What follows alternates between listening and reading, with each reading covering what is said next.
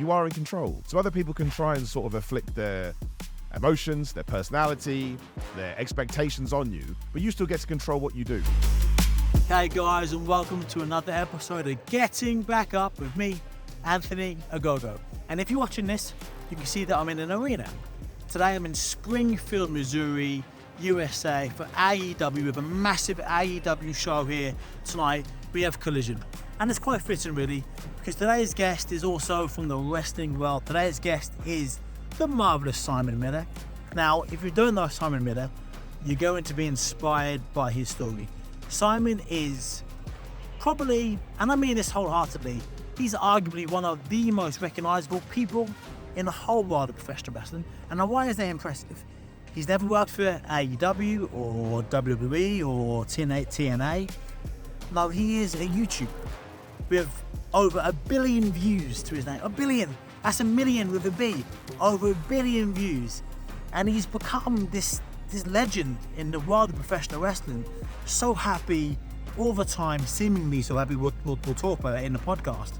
So positive, and he stayed true to himself, even though he works in two very fickle worlds, wrestling and the internet. Two of the hardest, most competitive industries there is out there.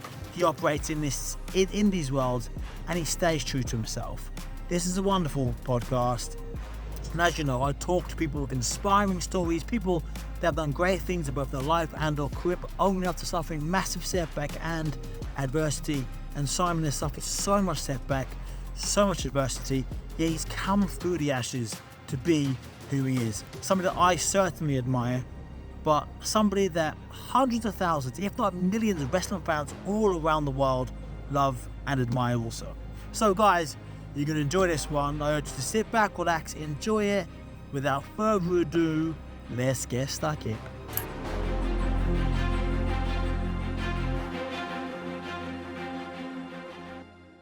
I am thrilled, humbled, honoured to have the marvellous Simon Miller with me today on a Getting Back Up podcast. Welcome, sir. Hey man, it's a real pleasure to be here, dude. I feel very grateful that you invited me on, so thank you very much. I was going to start, I'm going to say it. You're the nicest man in the world.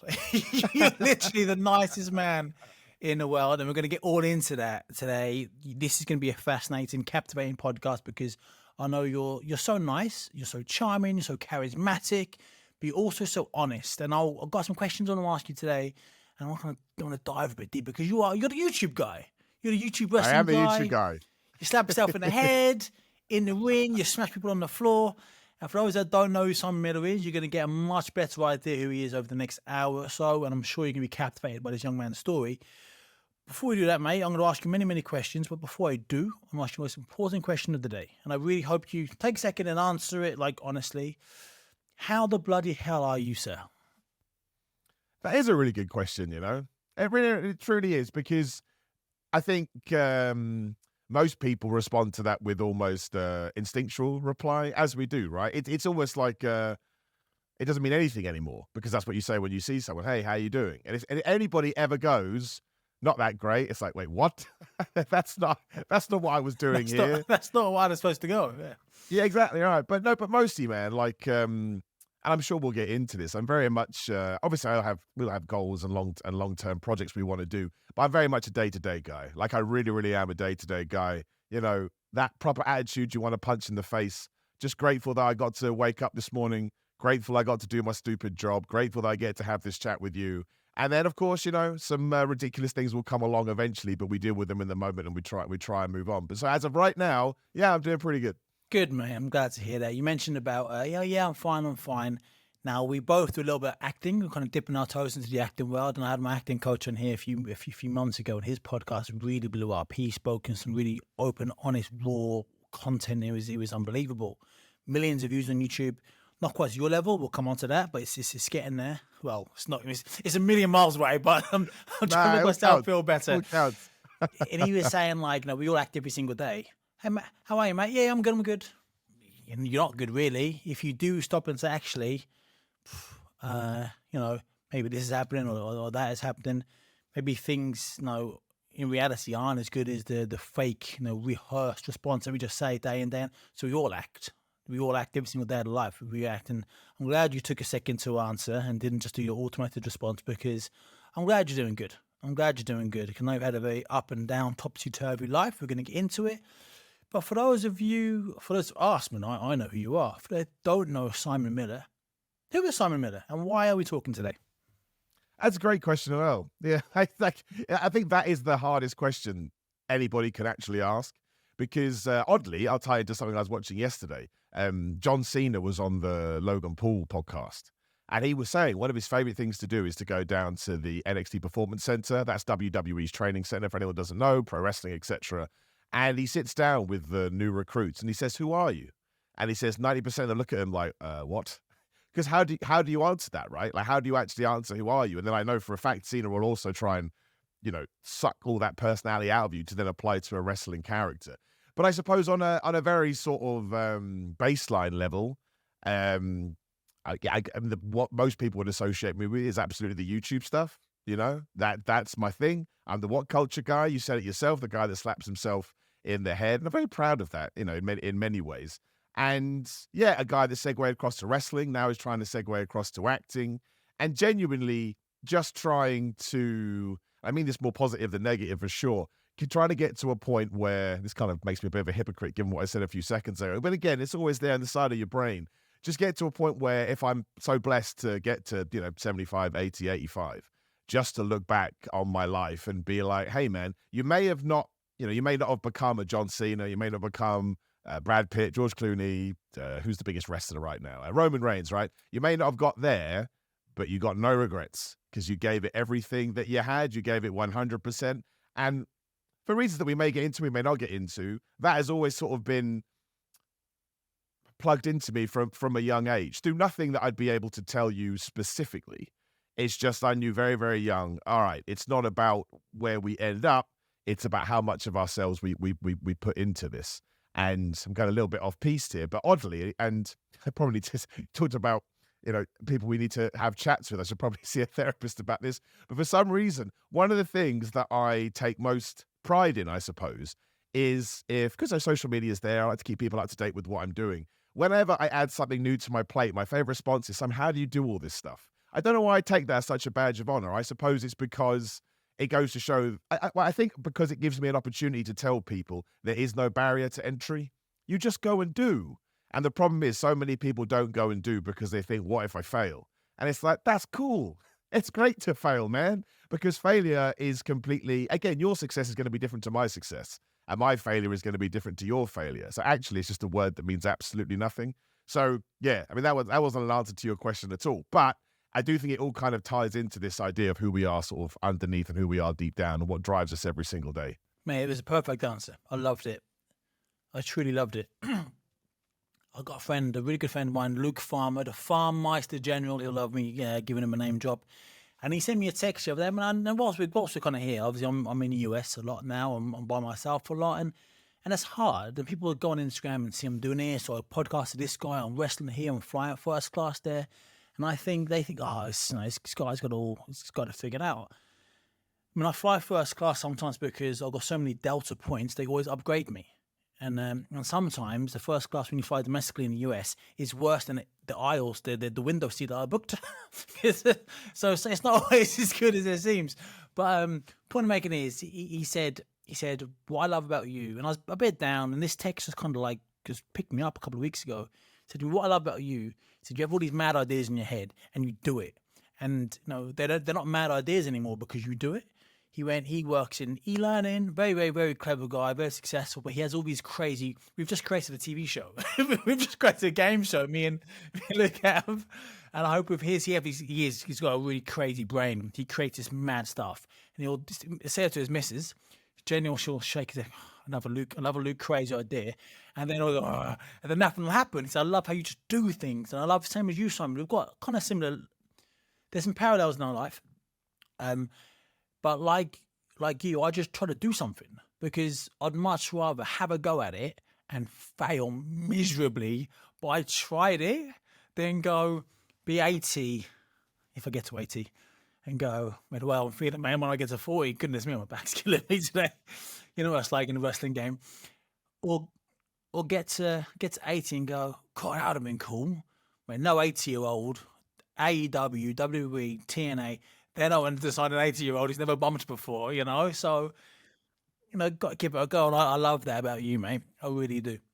And I want to, I don't want to, I knew you were going to do that because everyone does it when they come on here. Like, this is your chance to wax lyrical about ourselves, because we don't do it on a day-to-day. I forget the things I've done. I need people to, I've got to make a sizzle tape for something. And someone said to me, and I always think, what things have I done? What things have I done? I forgot what I've done. I know I've done Strictly Come Dancing, and I forget the things I've done, and I just it's not important to me because at the time I got a leak in my house.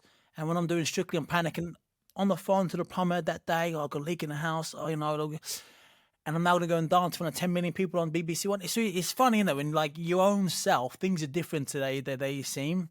But mate, when you say who you are an absolute legend in the world of wrestling. I don't care how you slice it up. And I'll tell you why he's a legend, boys and girls. And Simon's going to go, oh, no, I'm not. No, I'm not. I'll tell you why. Not since Stone Cold days. And I mean this. Maybe a little bit of a hyperbole, but not a lot. Not since Stone Cold days has there ever been so many signs up at wrestling arenas all around the world. Simon Miller, 316. Simon Miller, 316. This guy has never wrestled for WWE. He's not part of their roster. Yet every arena around the world, not just in England when they come, people have Simon Miller signs, holding them high above the head, proud as punch. True or false? It's true. I can't argue that. That is 100% true. And just to add more fuel to the fire, I was watching one of the Saudi Arabia shows, and there was some guy sat in the aisle and he had a Simon Miller sign. I mean, look, I'll never be able to get my head around it, nor do I ever want to. I think that's a terrible path to walk down. I think as soon as you start forgetting about how cool that is, there's something's definitely gone wrong. But I also don't understand how this has happened. Anytime I see one, like sometimes because I try and catch them, because I want to make sure that I shout them out on the YouTube show, right? But sometimes when I am watching a show and I'm pausing, I'm like, what am I doing, man? This is absolutely, and it's coming from a good place, right? But sometimes you do catch yourself and you're like, have I become like an insane, arrogant person? Where's my signs? Where's my signs? Where's my bloody sign? Milwaukee, right? Wisconsin? Yeah, exactly. Yeah, how dare you? But it always comes from a fact that I respect it, and I'm so appreciative that somebody took however long, 2 minutes, 5 minutes, 10 minutes to write my stupid name down on a sign and show it on TV, that I always want to make sure, if I can shout it out. But yeah, it's such a crazy thing that, the odd wrestler has even, sent me a DM being like, Miller, this is just ridiculous. Like, what have you done? What have you done? And I'm like, I don't know. I've absolutely no idea, but it is really cool. A couple of stats. You are, I believe, the face of What Culture Wrestling. You've got some great colleagues that you work with, but when I think of What Culture Wrestling, you're front and center. Team. Thank you, man. I appreciate it. You've got a team of real charismatic content creators at What Culture. Big up to all the boys and girls of What Culture.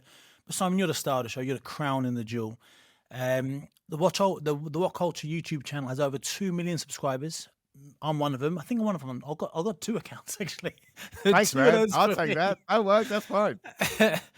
On your own, and they've been had over 1 billion. That's million with a B. 1 billion views on your content has on YouTube, What Culture channel. Yourself, 350,000 subscribers and over 50 million views total. I got excited the other day when I saw the Get Back Up podcast got 8,000 subscribers. And you got 350 and you're smashing them. I'm so proud of you. My question is this. You operate in 2 of the most toxic worlds in existence.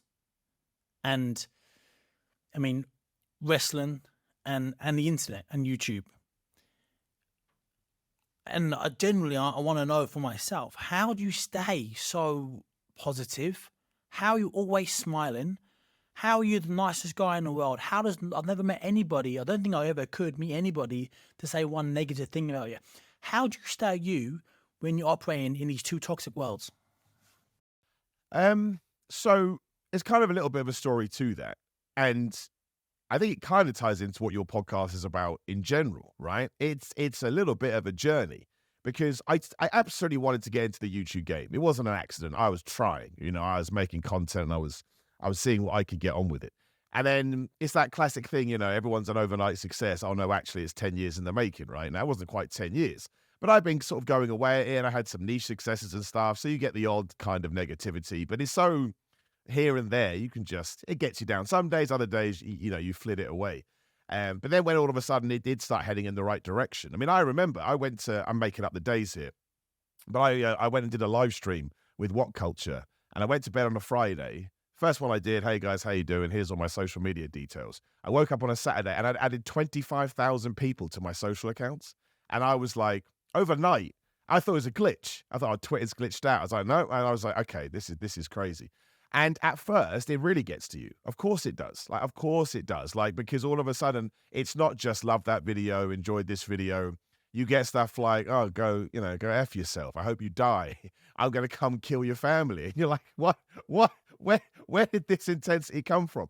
But actually, there was a moment in time where it all clicked for me. So back in 2017, maybe, there was a little bit of a split in the What Culture personnel, right? I was part of what people like to be known as the OG crew, and the rest of the OG crew, they left to do their own thing, and more power to them. They're still smashing it now. Cultaholic, all doing really, really well. Now, because they were going off to start their own thing. 2017? I think it was 2017 or 18. It was around then, right? Yeah, exactly. It was terrifying, right? So they went off and bless their hearts. They mentioned to me, we're trying to start a new thing here. We're just going to do it, the four of us or whatever it was. It's like, yeah, bro, I'm happy. Don't worry about it, man. Just go out there and kill it. Now, because of the way the internet sees things, and they'd just seen four of their favorites leave, and I was still there, they were like, well, Simon must be calling the shots. And Simon must have decided to get rid of them all. So it was another, yeah, that's what it's like, right? Simon's Vince McMahon, Simon's Hulk Hogan, Simon's Eric Bischoff, screw this guy. So once again, went to bed, woke up, unbelievable. DMs, at messages, whatever you call it. How did you do this, Miller? Die, Miller, die, like The Rock from mid-90s. And I remember I got one, again, I don't remember the specifics because it was irrelevant, but one was real specific about, the equivalent was I'm going to find your mother and, murder her, but with far more internet thing. I went, I'm shutting this down for 48 hours. I didn't plan to shut it down for 48 hours, but I said, I'm just going to, this is not good for you right now. Close it down. Let's figure things out. So 2 days later, as it turned out, I just had this moment, man. I had this epiphany, and it kind of tied into the content I wanted to make too. I was like, none of it's true, so it doesn't matter. In the grand scale of life, this isn't a BBC breaking news story. It's super niche wrestling YouTube channel. So there's only a select few people care about it. So I went onto social media and I did this big old post, and I just said, listen, guys, one, it's nothing to do with me. Two, I just want to let you know, I really hope those guys smash it. Three, I'm going to continue to keep smashing it. And four, I really love wrestling, so that's all that matters.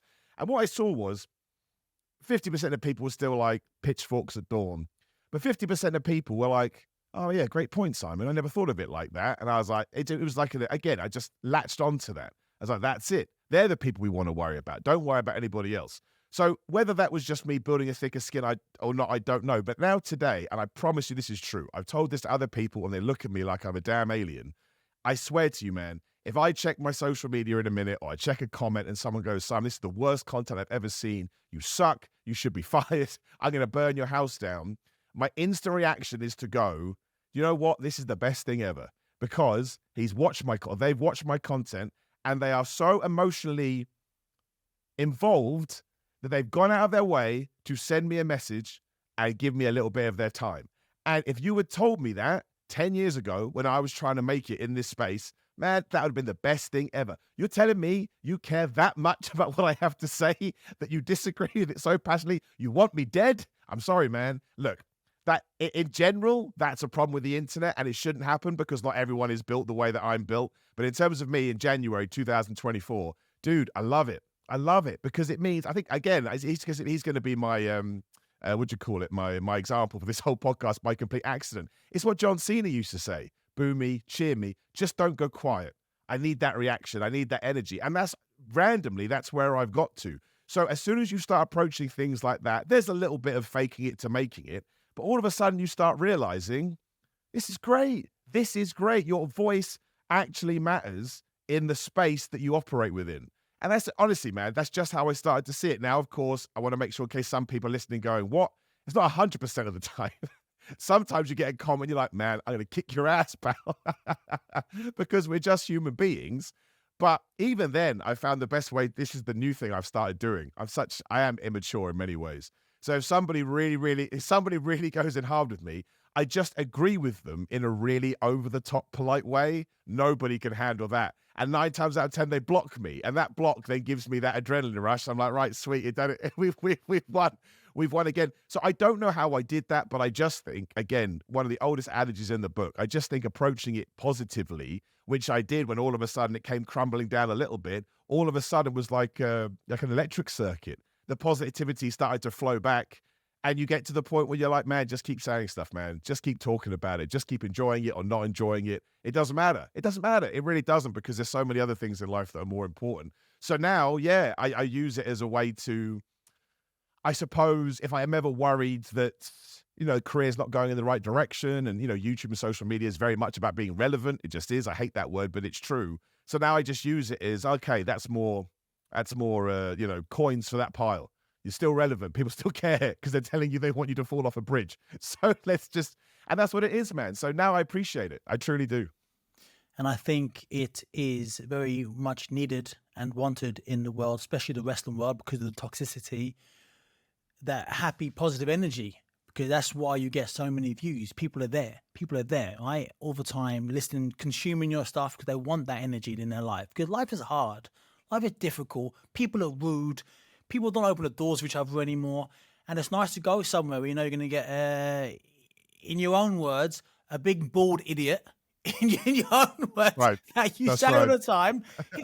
just providing great content. And for those that don't know what Simon does, Simon, among many other things, you'll watch a wrestling show and you'll give the ups, the good bits an up, and the down bits a down with the thumbs and stuff. And it's just nice. Even the down bits, you never say, no fucking shit. You never say, oh, they dropped the ball there. It's like, oh, blah, blah, blah. And you mention it, but there's always something, there's always a positive. There's always a big golden thumb up waiting around the corner. And, mate, honestly, I was a huge fan. I'm telling you, I've always been a wrestling fan, as you know, my entire life. And when I retired from boxing, after, some massive setbacks, I thought, this is what I want to do. And I mentioned it earlier. I didn't want to be the guy who was 80 going, we should have tried it, and I threw my heart and soul into it. I signed by AEW really quickly, and I'd always maintained, when I was a wrestling fan, I wanted to be a wrestling fan. I didn't want to know who was dating who backstage. I didn't want to know their real names. To me, The Miz is The Miz. I don't want to know he's called Mike Mizanin in real life. He's The Miz, right? So, I watched James Bond, and for the 2 hours or so, I genuinely think Daniel Craig is James Bond, and that's so cool, and I'll do the cuff thing he does, and I want to be James Bond. The same thing with the wrestling, right? And then when they come out and they sometimes kind of, break out, when Roman Reigns came out and said he had leukemia and that was really heart-rendering, I was like, it takes massive things like that for me to go, oh, this isn't real, because I just want to believe so much. So that being said, when I became a professional wrestler, I knew everything in front of the curtain that we were allowed to see. I chose to know nothing behind the curtain. I had no idea how things worked. And then I used to watch a lot of videos on YouTube to learn about this side. It's a whole different world of wrestling. And Cody wrote it to me a long time ago. It's great to be a wrestling fan, because wrestling fans are as obsessed with the things in the ring, in front of the screen, as they are behind the screen. So there's two ways you can be a fan. You can be an in-ring fan, and a behind the scenes, oh no, the conspiracy fan. That's really cool. And I put him, I'll do this. I was going to make a point. Oh yeah. So the point I was going to make was, my mate Chris Mayhew, Mazza, he texted me one day. Maybe he even called me. And who calls people nowadays? I think he called me back in 2019. That's true. Bearing in mind, I've done the Olympics, medals, Olympic, junior Olympic champion, junior world champion, done all these cool things, Strictly Come Dancing. He went, mate, guess what? I went, why, man? Simon Miller's done a video, mate. He's done a why video. He's done a why video about you. And I go, whoa. And even I was like, really? And I was on my way to, I was commentating that night at Bethnal Green on BT Sport. I just got to the back of Bethnal Green. I'm on my phone on YouTube, I go, wait, you gotta go, yeah. I was watching why did I? And you also do why videos. You do a big wrestling why about why and why I became a wrestler and why I. And I was so pumped. I was so pumped by that. So, That's so cool, man. Thank you so much. Thank you. But the cool thing about Yeah. that, man, is that you very graciously messaged me after that and you thanked me for that video. And this is why I love life so much. When I got that message, I rang my mate up, who's a big boxing fan. I went, bro, Anthony Gogo just sent me a message. So isn't that great? Isn't that great the way it all comes together? And he was like, no, he didn't. I had to screenshot it and send it to him. He still went, you just sat there photoshopping. I was like, do you really think I have the time to pick Anthony Agogo? I'm going to pretend I'm Anthony Agogo. Like, oh, dude, I love it. Please, Well, it's my please pleasure, find dude. that. Please find that screenshot and send it to me so we can put it up on Oh, I here. bet he's got it. I bet he's got it. I'll ask him. so I'll ask him. I funny. bet he's still got it. Yeah. So let's talk about wrestling for a little bit, and then no, let's talk about you. Let's talk about you, because sometimes I get these people on the podcast and they have an expertise. Are you in wrestling? We can always talk about that. We can talk about that, but I'm interested in you and why you are the way you are. And I know when this is to Getting Back Up podcast, and obviously you only get back up once you've been knocked down, be it literal in boxing, in wrestling, or metaphorical in life. I know you struggled, didn't you, as a youngster? You got bullied a lot. Yep. Baffles my mind because I don't know how one could bully you. How, why, and what did you learn from that? So, yeah, it was, I think we talked about it briefly. I really should have the conversation with my parents. For one reason or another, I got moved from school to school to school. I'm sure there's reasons for it, but as a kid, you just kind of, all right, yeah, fine, whatever. But because of that, I never really had what do you call it? A constant friendship group, right? Because you can't do, especially at that age. And I was a very, very shy. I was a very, very shy kid with a bad temper. I don't think the bad temper came from. Well, I think my bad temper came from the fact that I was just scared about everything, right? So, how do I deal with it? I don't know how. I'm a kid. I've got no life experience. So, and eventually I got moved into a school system where, I think most people have done this. I never did, where it's like, you actually go through the years together. I don't know if it's the same in America, but, the school system I eventually lined up was, I don't know the right terms. We go into lower school, then everyone from lower school goes to middle school, then everyone from middle school goes to high school. And I was kind of shoved in the middle of that. So everybody had their friendship groups, right? And then there was just me, a shy guy that wasn't going to talk very, very much. And I think that just made me easy pickings. In my age now, I realize that a bully only bullies because they're terrified themselves. And it's like, well, who can I actually pick on? And I'm the easiest guy because I come in, I don't know anyone. When you're seven, you have no idea, do you? You're just getting picked on, going to school every single day, getting picked on, coming home feeling like shit. Absolutely. And I still remember the guy's name. Not going to drop it on the off chance he hears it. I'd rather, I don't want to give him the, well, no, that's not true, because if I bumped into him tomorrow, I would totally forgive him. I just would. But I don't know what he's going through, right? So I don't want to put anything on that on one, him. mate, on that one, I want to say this. I do this sometimes, so I hope these people listen. I apologise to a friend. I did a podcast a few, sorry to interrupt your story, so I'm really interested. Always, man. I think we all can take stock and reevaluate things. I had a guy called Paul Bogey on the podcast a few months ago, and he was a drug addict for 7 years. He got clean. Heroin's a hero is his story. He smackhead in his own words, and then he ended up 5 years after chasing the dragon for the last time, as he calls it. He was outside Buckingham Palace guarding the Queen in the Royal Scottish Guards. So really massive life transformation. And he was talking about, like why he, 18 years old, began going straight to heroin. And he said, my life was a bit shit. He said, I didn't get, essentially, nothing bad happened to him. But he said, everything was a bit shit. All my friends took the piss out of me. He said, I was a bit strange looking. I was a bit ugly, big teeth, weird face. And I was just like, and what he would do, he'd actually like join in the banter, take piss out of himself, because that way at least he's involved. And I thought, and growing up, like, I was always, my mum raised me very well. I've always been a very nice person, but I was a bit of a piss taker, have a laugh now and then. And then when you're a kid and you take piss at people, you have no idea what, I was always, and again, because you're so young, you don't know, because I just thought everyone was like me. I was quite robust. Of course. And I was going through my own shit at home. Like my dad was, I got my own stuff going on. There's reasons why I did what I did, I'm sure, if you start to analyse that aspect. But I remember there's a girl called which I feel terrible. But people used to say she was poisonous. And I used to say she was poisonous. I'm laughing now because I feel so ashamed. But Yeah, I saying, get oh, it. you're poisonous, you're poisonous. And she'd always often cry. Then I'd go off and play football in the field and forget about it, come back and do science and go home. And I was in primary school, so I was maybe like 7 or whatever. And I just feel so bad now calling poisonous because she was, I can't remember what she looks like or what the situation was, but maybe she didn't smell that nice because their parents were struggling or whatever. You just have no idea what's going on. I feel terrible about that. So and anybody else I was mean to, I feel so sorry about that because I was just being a boy. I had no idea I was potentially leaving scars. Maybe they didn't care. Maybe they just called me names behind my back. I don't know. But I just want to say that, man. It's just, it made me think about that. I haven't thought of in probably 20 years. And I just, and I think, mate. So, sorry to interrupt your story, but... Excuse me. No, but that's it, man. You hit the nail on the head. So I don't want to drop his name because I don't know what he's going through then. I don't know what he was going through now, right? And also, man, I've used that, as we'll get onto, to do everything that I'm doing now. I'm not saying that it was a good thing what happened because there'll be people out there that can't handle it. And I couldn't handle it at the time. I'll tell you my worst story in a minute. But once I had processed it, man, that is my anchor. Do you know what I mean? That is my foundation for everything. Explain that, mate. Explain your anchor. Explain how do you use it so for you.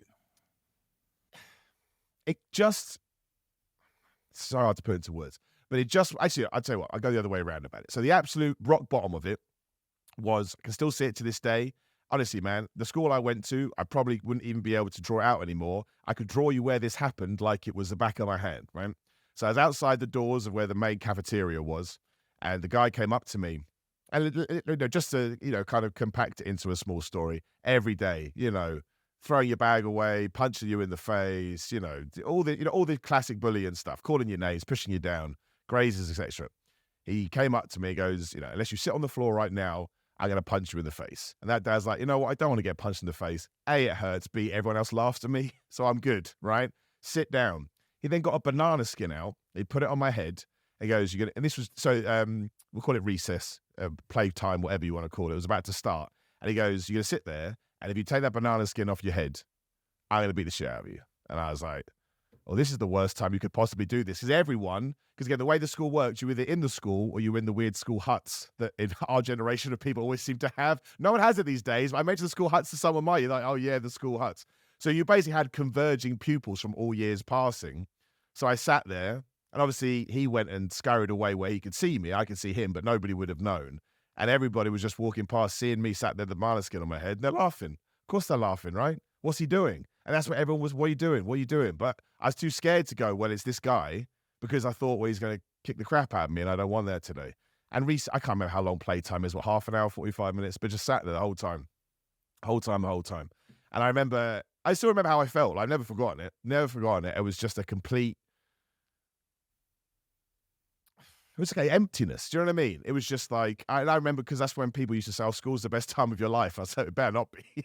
This better not be the best time of my life. This is pretty shit, to be completely honest with you. If Adam Bajiti makes you have a banana on your head and walk out to office, tell me, mate, I'm coming up to Newcastle. I will. He would as well. So, again, that's just to give you an idea. So once I'd got past it and I started to process everything, I kind of realized, as awful as that was, I could have stopped it whenever I wanted to. There's consequences to me stopping it, but I could have stopped it whenever I wanted to.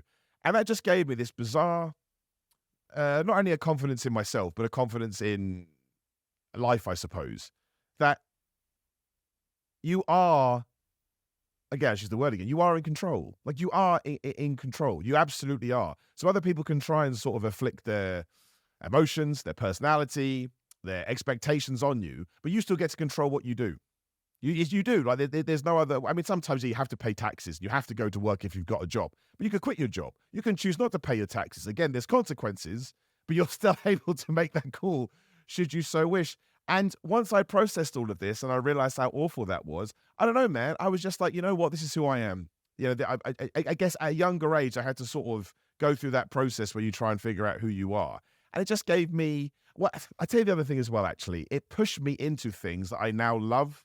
So it was still going on when I was like 16. So I went to the gym, right? Now I went to the gym because I watched wrestling and I thought, oh, well, if I look like them, no one's going to pick on me. And within after one gym session, I was like, wait a minute, this is awesome. Here we are. You know what I mean? Like 20 years later, still love it.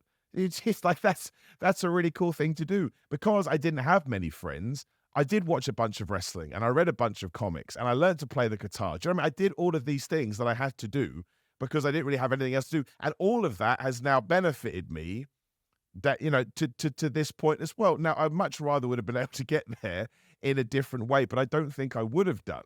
And so I don't know. It's just when I look back on it now, it just taught me so much about how life works and how you can never really account for anything. That I don't feel like it's a regret to me. It was a horrible experience, but I feel like I took so much out of it. And it also taught me about other people. Do you know what I mean? When I actually sat down to try and understand why he did this, I was like, it's because he had no self-confidence and he had no self-worth. And he thought the only way as I get self-worth is from getting it from somebody else, probably because someone in his family was doing that to him. So he was like, well, that must be the way I do it. So all of it just came together and it just gave me almost like this shield that I could walk around with. And I was like, if it happens again, you know how to deal with it. So yeah, but you know, it was it was awful. I remember one time I found this drawer. I mean, they wanted me to find it, but somebody had made this drawing. It's so pathetic in hindsight. Like, come on, you could be more creative than this. Somebody had done like an outline of the school where everybody hung out. So it was like, if it was shaded yellow, cool kids, red one, like handsome kids or, you know, good looking kids, or where it wasn't that, you know what I'm saying? And then like, it was like nerd corner and it was just where I used to sit. And I was like, so that's all you could come up with. So pathetic. You made a diagram. But yeah, and you know, it was awful. It was awful at the time. And but I didn't do myself any favors. So I never told anyone. I didn't want to. I thought that would make it worse. And I suppose the other thing as well, there is a nice end to this story, is that again, the cool kids did used to sit in front of the lockers. So a lot of the incidents would go down there because the bully would like to, again, he wants to do it in front of other people. One day he came up to me and he just punched me right in the head. And I just went, no, that's it. I just punched him right back. And obviously didn't know what it was at the time. I basically just ground and pounded him until I got dragged off by the teachers. And now, look, that was a good life lesson as well, because sometimes you've got to stand up for yourself. One, he never did anything again after that. He wouldn't even look at me. Two, all of a sudden I was accepted by everybody else. Now that does suck because that's shallow behavior, but again, it's kids, right? Let's give them a fair pass. But three, obviously I had to be suspended for a couple of days. I'd literally mauled some kid on the ground, as I found out years later. His name's Mr. Fairs. We talk about Mr. Fairs, deputy head. Shout out to Mr. Fairs. My mum told me they never put that on your record because they knew what was going on, but unless you tell somebody, they can't, do you know what I mean? Unless they see it, they can't do it. So even though I got sent home, they never put it on my record because they understood sometimes you just need to let it happen. But yeah, dude, when you come out of all of that, don't get me wrong, there's scars that I know we were going to talk about in a minute. But when you come out all of that and eventually you do process, you're like, you know, oh, man, that is some tough stuff to go through. So now let's make sure we use the rest of our days making up for that. And if we ever do get into that situation again, or you think you may even be sort of, you know, going the wrong direction with it, well, let's tap into it. And so yeah, I use it, man. I use it as fuel. I use it as fire. And I use it a way to stay passionate and to stay grounded and to stay focused on what I want to do now. You know what I mean? That's all I can handle is what I can do now. Of course, man. I love that. And I know you like comics, and I use this quote. I saw a quote on Instagram a few months ago, and I used this quote when Scott Oakley, my acting coach, was on the podcast with me. And he went through some stuff growing up as a kid, not very nice stuff at all. You wouldn't wish it on anybody. And he's such a nice, lovely man. Now, and I said, and I saw this quote, literally that down on Instagram randomly, and it was like, you know, good guy, bad guy in comics, in movies, in films and stuff. It's like the hero and the villain, they both go through stuff in life. They both go, when they're kids, think of like, I think I'm not the most clued up on superhero stuff, so please forgive me if I say Batman and I mean Superman. But I think Batman, Bruce Wayne, he went through stuff as a kid, as did the Joker. Both went through their own trauma, and in the movies, they depict the villain have like a scar or a dodgy leg or something to show this person has been hurt before. And the hero, they don't have that. And basically, we all go through stuff as in life, and the villains go through pain and want to put pain back into the world, and the hero go through pain and want to stop that pain from affecting the world. And it sounds like you went through your stuff as a kid, and how your whole energy now, your whole aura now is to, you took some bad stuff, every right to put bad stuff back into the world, but you block the bad stuff and put good, happy, positive stuff in the world. And I love that. And I really love that, mate. Yeah, well, I appreciate that, man. That was always the idea. That was just my natural reaction to it. It's like, okay, that got you down. Well, let's go the complete opposite way. And let's try and balance sort of like the greater, we'll balance the greater good. And yeah, we'll put more happiness back into the world, because I totally get it, dude. Even now when people may say something to me that gets me a little bit, like, it's probably coming from an internal, do you know what I mean? It's probably coming from an internal place. It's probably nothing to do with you, so don't worry about it. Over your bald head. Carry on. You mentioned a couple of things. You mentioned scars in your speech earlier. You mentioned fitness. We're going to come on to scars and fitness. Well, first, scars. Do you think you mentioned some scars we might talk about in a minute? What kind of scars are you talking about? Well, yeah. So, like, obviously, we move on from school, as you have to do. That's just life. And I went to university, and I think the combination of being away from home from the first time, and everything that had happened. Again, I would imagine when you first go to university, I didn't pick up on this at the time, it probably does feel like first day of school. It is first day of school. Don't know anyone, weird environment. Now all of a sudden at 3:30 p.m. you're not going home. And, and throughout university, man, honestly, just, if there was like a coronation ceremony to crown the king of anxiousness, that I would have won that. I would have won that. Yeah. So the first sort of 6 months That's so at uni, surprising, mate. So I've known you now for a number of years. That's so surprising to hear that, because you just don't seem like that. And I say that because what does seem look like? You know, I'm in a walk around of anxiety in your forehead. Like I've had some episodes in my life, and it's always like, and that's what I love about you, because you're so open about talking about this stuff. I guess because you're a big, tough wrestler, you got muscles on top of muscles, and you're so charismatic. You talk to millions of people on a weekly basis through YouTube, through when you do your wrestling shows. Nobody would think, oh, that guy struggles or has struggled. So you talking about that, it's really powerful, mate. So can you elaborate on the anxiety and the worries and how you dealt with it and why they came about? Yeah, well, I mean, like, so first 6 months, I didn't really have a handle on it. It was just weird. But I remember it got to a point, again, I've got a vague recollection of this. I couldn't give you specifics, but I remember laying in my bed in my dorm. I was meant to go to a class. I just didn't go. Didn't want to do it. Couldn't do it. I remember laying there being like, no, I can't do this. You know what I mean? That feeling in your stomach and just the overwhelming sense of dread. And I was like, you're tired. You haven't eaten right. You ate too much crap. Whatever, blah, blah, blah, blah, blah. But it's just, again, now, I think I dealt with it okay at the time. But actually, when you look back, you're like, this kind of stuff happened a lot. Do you want to come out? No, I'm just going to stay here and then just stay in there and just be overwhelmed with this sense of anxiety. And then I think a lot of people deal with this too. As soon as that happens and it becomes a habit, you wake up every day and you go, oh man, I hope I don't feel anxious today. Boom, there it is. Now you're anxious about being anxious. So you've got this double thing. Well, you resist, persist. Exactly, man. And I used to wake up every day and there'd be that 30 seconds. I think I'm okay. No, because it's a routine, right? And again, I don't want to make it sound like it got to the point where I'm hospitalized or anything like that. That's not what I'm saying. But I used to get so nauseous from my anxiety, I couldn't eat. And again, I'm not saying that all of a sudden I was this gaunt. I always like to make sure there's levels to these things. That's not what I'm saying.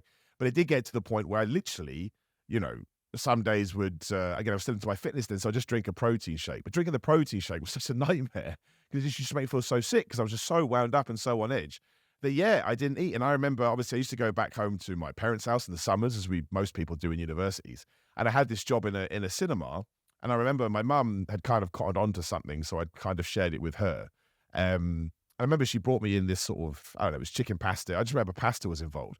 I had one, whatever, and I was like, I can't do it. I remember seeing her face. She was like, because I was such a glutton as a kid. It was just like, and this went on, it definitely went on throughout university. And then it got really bad when I left university. Again, I think it was heightened by the fact that I've done these 3 years. What am I going to do with my life? I went back to that cinema job because, again, that's all, it was there. I needed money. And I remember being on, what do you call it, where you take the tickets. And nobody would have known it looking at me outwardly. But I hadn't eaten anything really for a couple of days. And I was just stood there on that podium. Again, I don't know the right word. I think the best way to describe it was I was completely within that moment. Mentally, I wasn't, obviously, but because it had taken me over so much, I'm just standing there going, what am I going to do? Because you know what I mean? You just felt just nervous, anxious, apprehensive, flushes going up and down, all that kind of stuff. So not full blown on panic attack, but how it kind of first starts. But that constantly. And obviously every now and then you send your brain so crazy, you do have a full blown on, you have to lay down or whatever other people's techniques are. And I convinced myself, it's because you're working at, I don't mean this disparagingly at all, I just was trying to justify it in my own head. Oh, it's because you've gone back to your uni job after university. When you get a quote unquote real job, it will be fine. Applied for a job working at Sony, got a job at Sony writing instruction manuals for games. Pretty flipping cool job. Nothing changed. I remember sat there. I wrote the instruction book for Buzz Junior Jungle Party on PSP. That's my work, if anyone cares. And I remember I sat there writing that. Same deal. And, you know, I am a man of faith, and I do believe that people are watching out for you. And Sony had a counselor service. That's not the right word. You know what I'm talking about, though. And everyone got a card, and you could ring this card up, and you could get free therapy. And eventually, I was just like, I got to do it. So I rang up this person. How old are you, Simon? Oh man, when you leave university, like 21, 22. Yeah, so young 20s, early 20s. Yeah, early 20s. And also, it's not just that. It's the fact that I'd literally been experiencing this it's probably before that, but my real recollection is 18 to 21 was just year 1 university anxiety. Year 2, the worst anxiety ever, because I moved into a place I didn't like as well. Year 3, a little bit better, but not really. And then year 4, after university, just couldn't do anything. Wasn't going out with friends again. Wasn't eating properly. My mum was worried about me. What uni did you go to? Manchester Metropolitan, because it was the first year they had done a English Lit, English Slang, and creative writing course, and I was into the creative writing, so I was the first. I don't think they do it anymore, but I snuck onto that. Of course you do. Every single day you write, you portray, you. That's true. Yeah. Yeah, of course you do, man. I think it's really held in great stead. Yeah, good point. I guess writing a promo is a creative piece of work. And yeah, I remember my mum. My mum was really, really concerned at one point, and that ties into something that I've never spoken about. Don't know whether now is the time to do it or not, but my mum dealt with her own problems in that sense too, since I was very young. So to see somebody that was dealing with their own mental health stuff, if you want to call it, then looking at you, because of course she's my mother, being like, oh no, don't tell me you've got it as well. You know what I mean? It was this thing. But then, I went to see this lady, and I went for a long time. I think it was at least 6 months. I remember I think the amount of care that Sony gave you, I went past that and I started paying for it out of my own pocket. But I just, slowly put the pieces together that a lot of it was due to the bullying and what that had left on me. A lot of it was just due to the sheer terrifying nature of what do I do next? And there were also elements of self-doubt in there, like, this probably ties in as well as an interesting point maybe, but, why did I get bullied in school? What does that mean? And then when I went to university, so lots of people know this story because I did a video about it that oddly did really well. I didn't know so many people would be interested.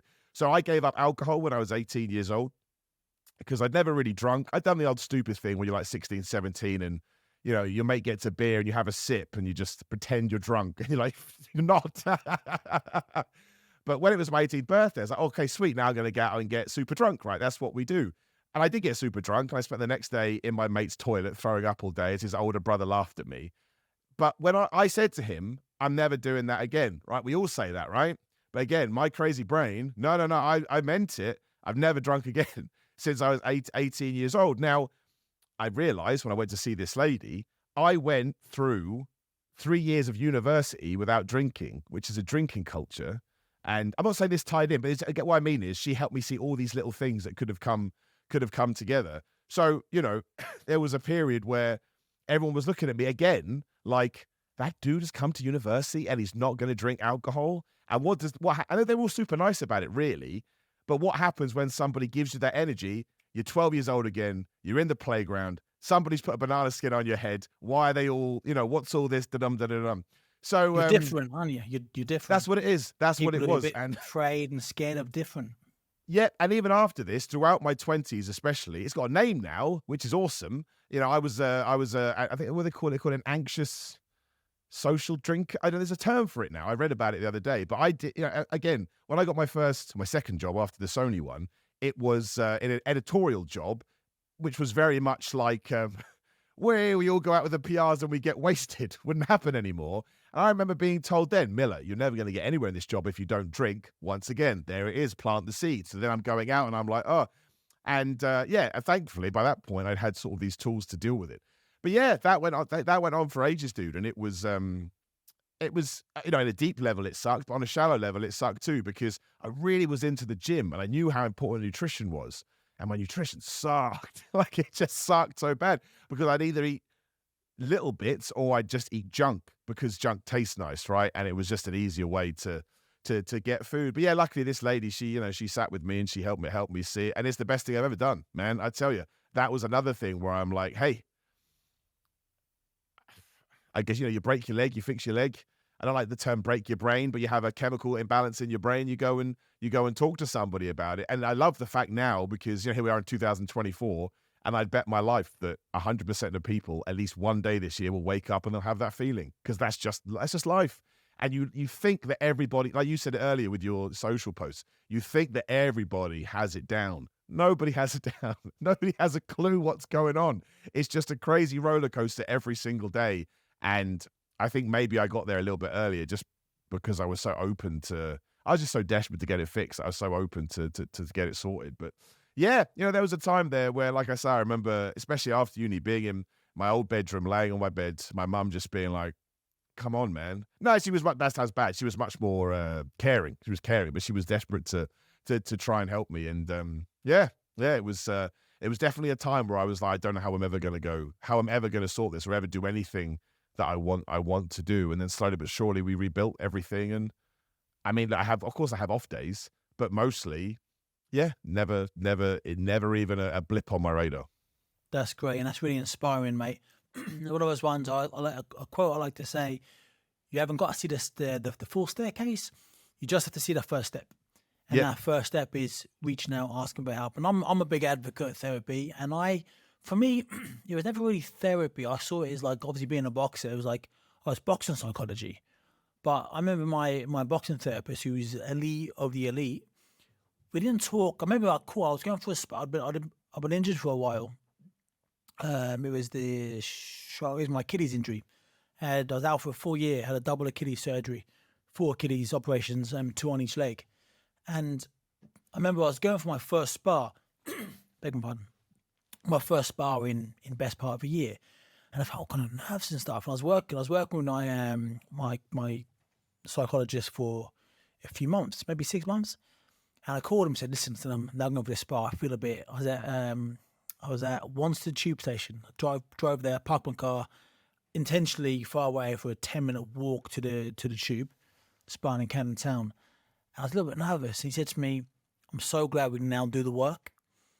What do you mean? He said, we can now do the boxing work. We can now do the sport-specific stuff. I hadn't realised, but the first 6 months was just life stuff. My life was kind of unravelling.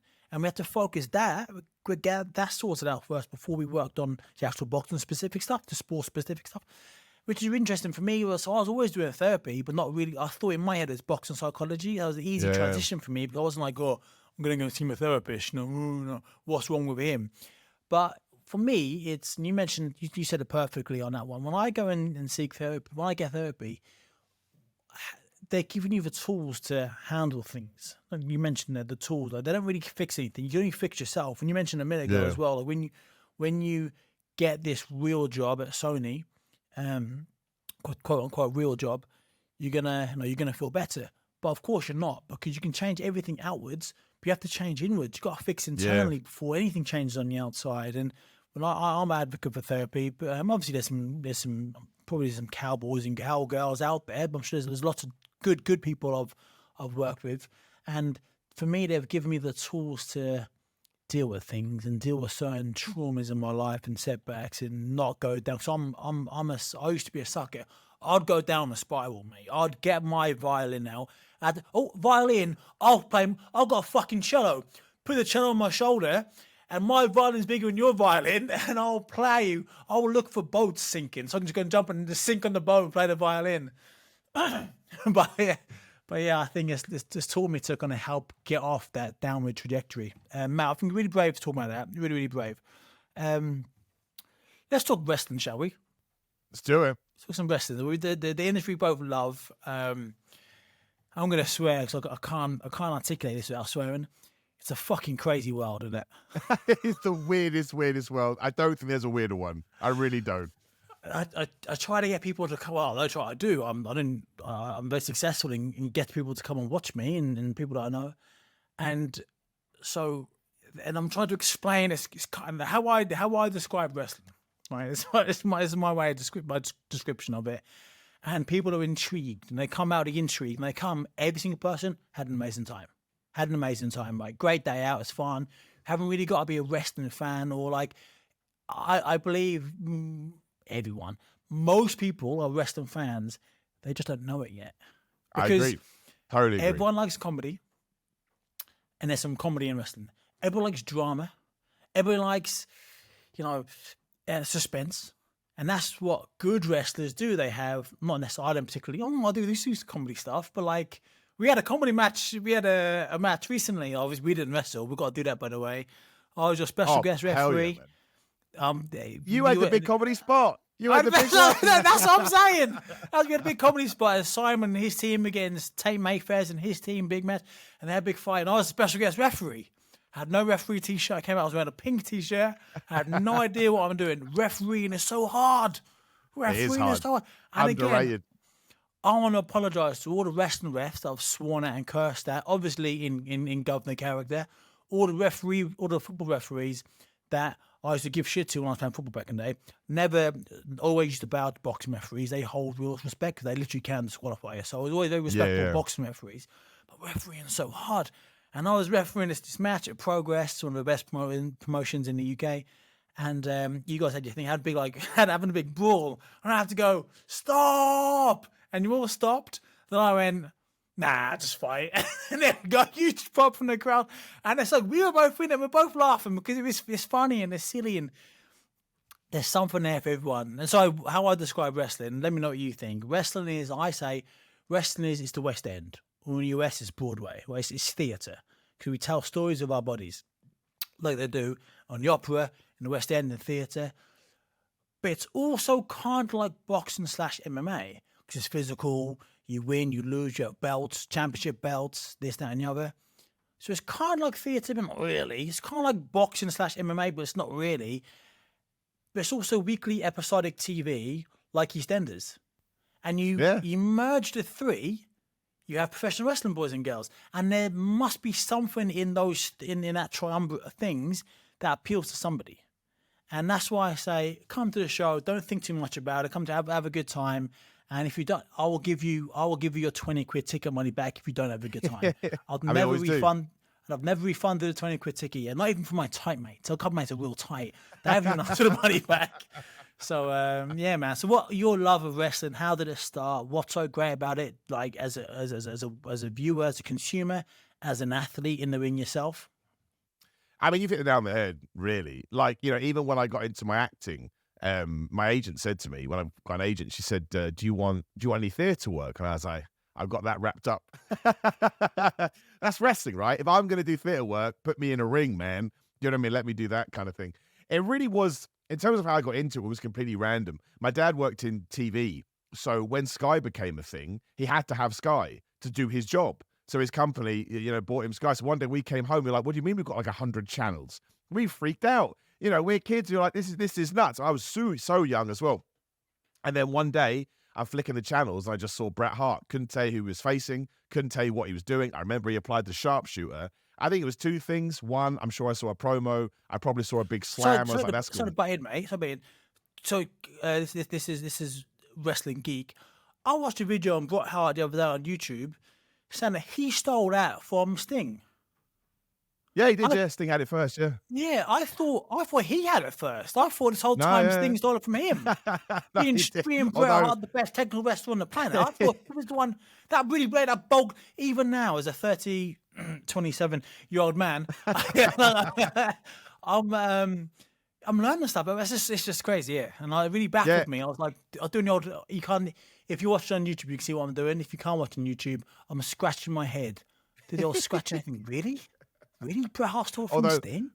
Brett will tell you they put it on differently. I mean, they really don't, but that's what Bret Hart will tell you. But I in recent years, I've realized, I think one of the reasons I was so drawn to Bret Hart is because it's all changed now, which I think is a good thing. No one talks about this enough. He was wearing pink, right? He was a pink and black attack. And as a kid, I think I was like, wait a minute, boys don't wear pink, because that's what we were taught, right? Girls are pink, girls are blue. And I think there was something so fascinating to that to me. That was another little thing where I was like, well, what is this? And I mean, I was literally hooked instantly. I think that's more of a me thing. Again, I went to the gym, hooked instantly. First time I heard Metallica, I'm a massive Metallica geek, hooked instantly. Same with Batman, wrestling, all this stuff. And I watched it religiously as a kid. I got banned from it religiously as a kid because I would try and DDT people all of the time. So, I had all of this thing. DDT is the one. Any so non-wrestling fans, it looks easy. Goodness me, do it wrong, you're going to kill somebody. You grab him. If I get their head under, like, let's say I'm facing Simon, I kick him in the gut. He bends over in front of me. I grab his head under my left arm.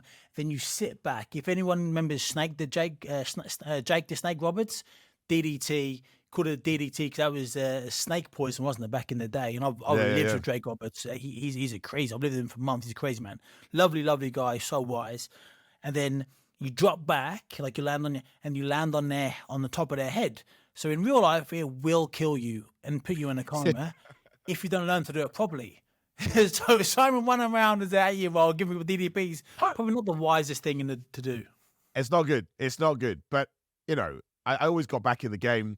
I used to have it recorded, and then my dad would walk in, I'd press stop. He knew what was going on. But sometimes I'd press stop and there'd be like some political show on. What, you're watching politics at 7, are you? Yeah, I am. And when I went to university, it was just so hard to watch, right? It wasn't the world we live in today where it was so accessible. So I fell out of it then. But as soon as I got back out of it, I fell back into it. And that was it. Absolutely hooked for life. And from there, it's always been this thing, I just am. It just is. Do you know what I mean? And the fact now, I mean, it's like wrestling has thrown up on me. I mean, I couldn't be more involved if I tried.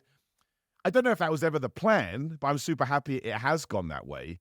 And that's kind of how it kind of ties into the YouTube stuff too, because I was doing video game YouTube stuff for ages. And then I was like, well, if I can do it for games, why do I do it for wrestling? Because I love games, but man, I'm passionate about wrestling. And yeah, so it's always kind of been one of those things that were there. And I think because I am so passionate about it, again, something like YouTube, you can really resonate that through the screen and people go, oh, wow, he really cares about this. And, it was just going to all the events. And then I remember the first time Raw came over here, that was like, Raw is coming to Earl's Court in London. It's like, well, we got to go to that. And yeah, now I can't even imagine my life without it. It's just everything you said. I love the charisma. I love the over-the-top characters. As a kid, I love the physique. The physiques, that was a massive inspiration to me. I love the moves. I love the fact that you can totally suspend your disbelief and pretend that somebody has just picked up a 20-stone man in the air and dropped him without any cooperation. I think that's the most wonderful thing ever. And I am a big proponent for the goofy side of wrestling. I just love the idea. Again, let's say it's a normal singles match. All you ever have to do is have one competitor, another competitor, and obviously the booker, the promoter, the person that decides what's going to happen. And as long as all those 3 individuals agree, you can go out there and do whatever you want. Do you know what I mean? It's a complete blank canvas. And I think that is so cool. And it's rare in any walk of life to be able to, but you can do anything. You can say, should we go out there and have a game of chess, and then I'll beat you in the face and pin you? Yep, could do that.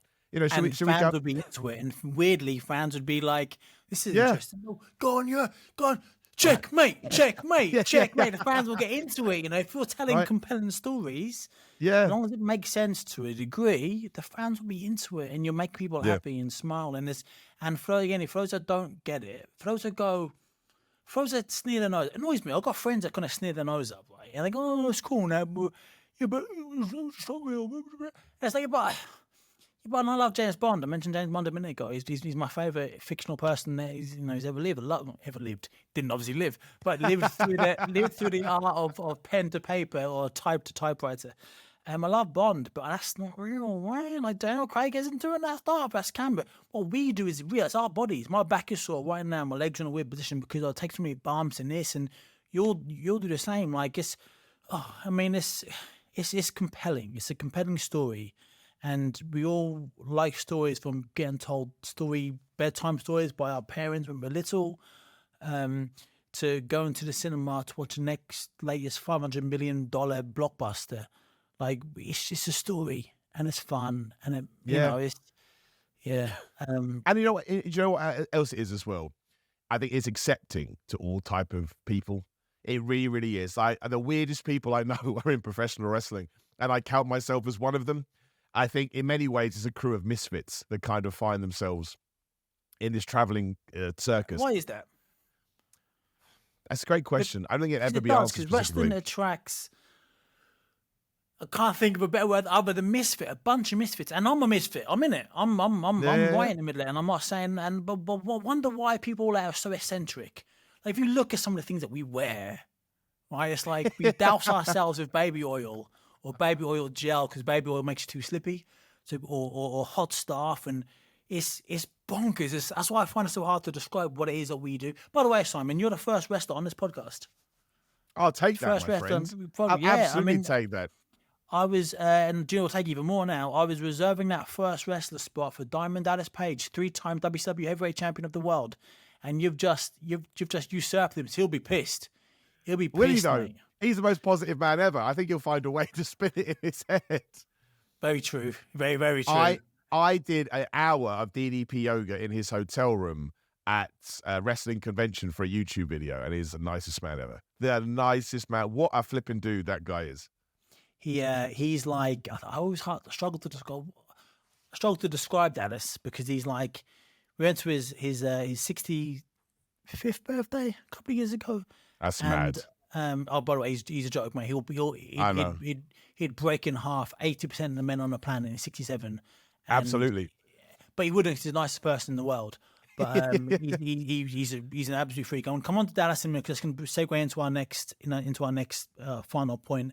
And already, we haven't spoken much wrestling today. And I like holding this back because what you're known for is the wrestling. And there's loads of cool stories we can tell in wrestling in the YouTube. Want to learn about how much money you make and how, like, what do you define success as a YouTuber, as a wrestler? And I don't think that's fitting for right now. Reason being, your story is so wonderful in itself. Like, this has been about you, Simon Miller, with a great story, and you spoke so openly about your anxiety struggles and stuff. And I want to keep this is you.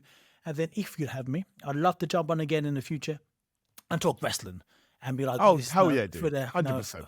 For the wrestling misfits like me and you and all the other ones out there in the world to kind of really going to get their teeth stuck into. But I just like how I want people to listen to this because you're adored by so many wrestling fans around the world from what you do. And I always think it's nice to look at, like I didn't do with wrestling. I never looked beyond the curtain. I saw what I saw. I think what you do is nice to see behind that curtain and see why you are the way you are. And if it's cool, yeah, I'd like to come back again maybe and do a wrestling podcast. Just wrestling stuff. I'd love that. Just day in the day, man. I'll be there. Perfect. Absolutely. Done and done. With Dallas, I was describing how Dallas, I find him hard to like. Went to his birthday party. We were both a little bit tipsy. He went through a phase where he used to drink loads of red wine. I used to live at his house with him for months. And he bought stacks and stacks and boxes of red wine. And me and his daughter, Brittany, took a bottle of red wine before bed. Had too many over those 2 months. But he said to me, bro, he said, I love you, bro, love you. Everyone's bro. Well, I'm always bro. Hey, bro, love you, bro. And I said to him the other day, my ADHD brain is going mad, but now, by the way, as you can, I'm talking so fast. He goes, so Dallas, I went, how come all the wrestlers back in like the 80s and 90s, all like the wrestlers, like you, Ric Flair, Dusty Rhodes, Jake, Austin, even The Rock. I said, you all have really cool voices. I said to him, I go, did you have voice class where you practice your voices? Because like nowadays, everyone's got their own voice. Back then, listen, when Dusty Rhodes, you haven't even got to be a wrestling fan. Never watch a Dusty Rhodes match. You hear Dusty talk. If you know wrestling, that's Dusty Rhodes. If you don't know him, oh, that's that big blonde guy that talks weird, but he's a wrestler. Ric Flair needs no introduction. Ric Flair, I heard, and the reason why I said this is because I met Ric Flair for the first time in LA a few months ago in November for an AEW show, and I was in the really busy bar at the Hilton in LA, really busy bar. He's at the bar holding court, and I heard a voice, and I went into my mate and went, "That's Ric Flair." And I had to kind of get through about 80 people just to see him, but his voice is so unique, it carries. And I'll see him, and then my eyes hurt because he's wearing the most garish suit known to man that he wears on a day-to-day. But yeah, voices are so cool. Anyway, I digress. Dad had said to me, "Hey, bro, you're like a brother to me, bro." And I was like, "You're 30-odd years older than me. We can't even be, maybe you're like, you're not like my dad." I'm not a dad, it's a weird thing to say, but like, he's like... Just an uncle. He's like my favourite uncle. I hope you've enjoyed, man. I really enjoyed this. I hope everyone listening to this, I hope you've enjoyed it. Also, we've had a surge in listeners the last few weeks, and I want to thank everybody who comes here and listens. These they're not really positive. They're conversations with people, like-minded people that want to put some good into the world. Thank you for listening. I urge you all to subscribe and share it. If you think somebody could benefit from mine and Simon's conversation, please share it to them, whether they're a wrestling fan or not. And yeah, hopefully the Getting Back Up podcast will continue to grow. And Simon Miller, sir, you are marvellous. Thank you so much, young man. No, genuine, man. Thanks for having me on. I really enjoyed this. And yeah, just keep smashing it, dude. It's awesome.